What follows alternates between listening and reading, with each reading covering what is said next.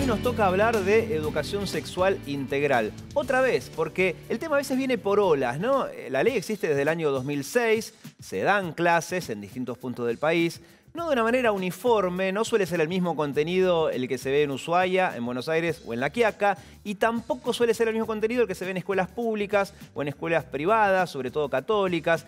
Y en particular, ustedes saben que en el Congreso están evaluando retirar o modificar el artículo 5 de la Ley de Educación Sexual Integral. ¿Qué dice ese artículo? A grandes rasgos, que cada establecimiento educativo puede adaptar el temario de la educación sexual integral a sus creencias, a su historial, a su cultura, al consenso que encuentra con los padres, etc. Y a partir de esa posibilidad, porque por ahora el tema no fue tratado en el Congreso, aunque está allí en vistas a hacerlo, eso está provocando que otra vez hablemos del tema. Por suerte, porque siempre es interesante hablar acerca de educación sexual integral. Por eso hemos invitado a Daniela Giacomasso, que es psicóloga, es docente, e integra FUSA, que es una organización que trabaja con adolescentes y jóvenes. De hecho, por ese trabajo que una productora nuestra te conoció, porque justamente estuvo en una de las charlas que dan, porque no solamente hablan con los adolescentes, hablan también con los padres, ¿no? Las familias. Sí, exactamente.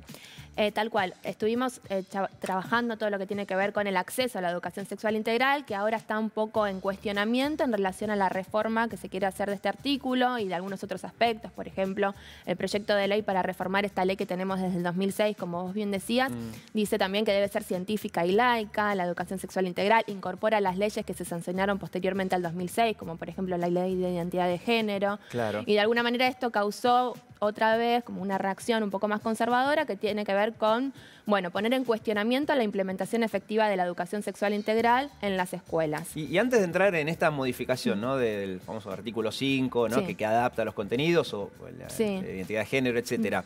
Antes de todo esto, ¿se venía cumpliendo la ley del año 2006? Bien, la verdad es que la ley crea el programa de educación sexual integral, dependiente del Ministerio de Educación, que plantea alineamientos curriculares para abordar la ESI en las escuelas en todos los niveles, desde nivel inicial hasta nivel superior.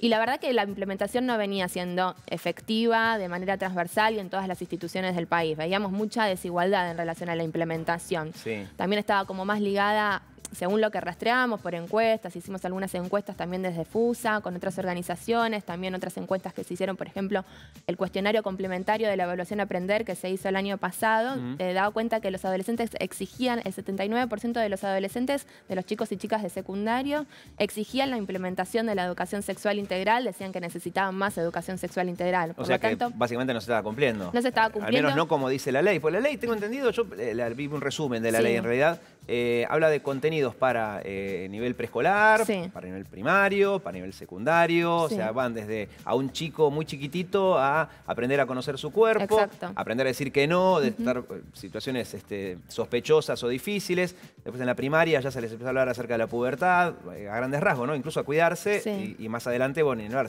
temas como el aborto, etcétera. Entonces, eso es lo que me decís que ¿depende de la zona geográfica o de qué más depende de cómo se trate el tema? Depende de varias cuestiones, o sea, no hay una sola causa. El tema tiene que ver con la implementación desigual por ahí en relación al territorio en el que se implemente, porque muchas veces queda en cargo de jurisdicciones municipales que no la aplican, o muchas veces falta formación docente también para aplicarla, o los contenidos quedan más relegados. Esto también es algo que se observa en encuestas cuando trabajamos también en escuelas, más relegado a lo que son los componentes biológicos, es decir, un abordaje de la educación sexual muy ligada al aparato reproductor, a la prevención de embarazo, de infecciones de transmisión sexual, y se deja de lado los otros componentes que vos mencionás que están secuenciados y establecidos en lo que son los contenidos curriculares, que habla de la afectividad, del reconocer nuestro cuerpo, de promover relaciones basadas en la equidad de género. Bueno, y ahí vamos a lo que vos contaste al comienzo, ¿no? Que del 2006 hasta acá se votaron nuevas leyes, la sociedad también cambió, se adaptó a nuevas situaciones, un poco tarde, pero se adaptó al fin. Y muchos padres, de hecho, tenemos imágenes que muestran protestas, tanto que se hicieron, algunas en el Congreso y en muchas plazas en distintas ciudades del país, e incluso en algunos casos en escuelas, ¿no? Donde fueron a protestar con el lema de "con mis hijos no", porque les hace ruido, y ahí vemos uno de los tantos ejemplos, de padres que no quieren que, por ejemplo, les hablen de identidad de género. A ver los argumentos. Una ley perversa que me somete a mí y a mi familia, que le tenga que decir que La sexualidad es un constructo social, no es un constructo social. Si sos mujer, tenés vagina. Si sos mujer, tenés vagina. Y si sos hombre, tenés pene. Y eso no es ningún constructo social. Si querés, te podés ir al baño y te podés mirar vos. Ahora, bueno, entonces ahí tenemos algunos de los argumentos, ¿no? Digamos, a este tipo de grupos no quieren saber nada con identidad de género, claro, o los nuevos temas que se quieren agregar. Más allá, o sea, de la forma también, porque la forma es violenta en la que irrumpen una institución pública, digo, lo importante es poder generar consensos, informar acerca de lo que es la educación sexual integral, trabajar, digo, que en las escuelas también se dé el espacio para que las familias puedan, porque hay mucha desinformación. Por un lado hay grupos que están organizados y tiene que ver con una avanzada conservadora, de esto con mis hijos no te metas, que digo, responde también a pensar en un paradigma de que los niños, niñas y adolescentes son propiedad de los padres, ¿no? Están como un poco más con un paradigma tutelar o que los hijos son patria potestad de los padres y en realidad, digamos, el marco legal que tenemos en Argentina, hay convenciones internacionales que tienen que ver con los derechos humanos que plantean a los niños y a los adolescentes como sujetos de derecho. Claro. Y habla, también el nuevo Código Civil lo menciona, de responsabilidad parental. Es decir, que los padres deben acompañar, guiar y garantizar el acceso a los derechos de sus hijos, ¿sí? La educación sexual integral es un derecho y tiene que ver con esto. Recién lo que mencionaba de, bueno, esto, si nacés con vagina sos mujer, si nacés con pene sos varón, digo, va en contra también de los derechos vigentes. Y a ver, el aspecto de género tiene que ver con que las relaciones cambian, no es lo mismo ser mujer hace 100 años, no es lo mismo ser varón hace 100 años, los roles, los estereotipos van cambiando y la sociedad también se tiene que acomodar a eso. ¿Y qué opinas acerca del famoso artículo 5, que es el que más ruido le genera a muchos padres, que hoy permite que cada establecimiento adapte, ¿no?, este programa a, bueno, entonces yo imagino, una cosa es un colegio cristiano en Salta y otra cosa es un colegio, digamos, laico en Capital Federal. Sí. Digamos, amparándose en ese artículo, van a ser dos programas muy distintos. ¿Qué opinión les merece esto? No, si bien está ese artículo y se espera reformar porque muchas instituciones se agarran, como vos decías, se agarran de ahí para no implementarla. La realidad es que lo que es educación sexual integral es un derecho y los derechos, uno no puede ir en contra de esos derechos y de alguna manera, o sea, como existe lineamientos curriculares para hablar de geografía, de historia, de biología en las escuelas, también hay lineamientos curriculares que son del 2008 para hablar de educación sexual integral. O sea, ¿vos te gustaría que sea el mismo programa de educación sexual integral de Buenos Aires de aquí a Ushuaia, colegio privado, colegio público, colegio creyente, no creyente? Es que esos lineamientos existen, ¿sí? Existen y están, los pueden buscar y también es una buena posibilidad de ser parte de esto, buscar en la página del Ministerio de Educación, del Programa de Educación Sexual, cuáles son esos lineamientos para que también las familias se queden tranquilas, se pueda generar consenso, confianza. Bien. Y hoy, ustedes que hablan con chicos constantemente, ¿no? Que no es el típico caso del especialista que estudió en una universidad, viene y se explaya. Ustedes hablan todo el tiempo con adolescentes, con padres también. Hoy, con la ley vigente, aunque no se cumple del todo, ¿dónde aprenden los chicos educación sexual?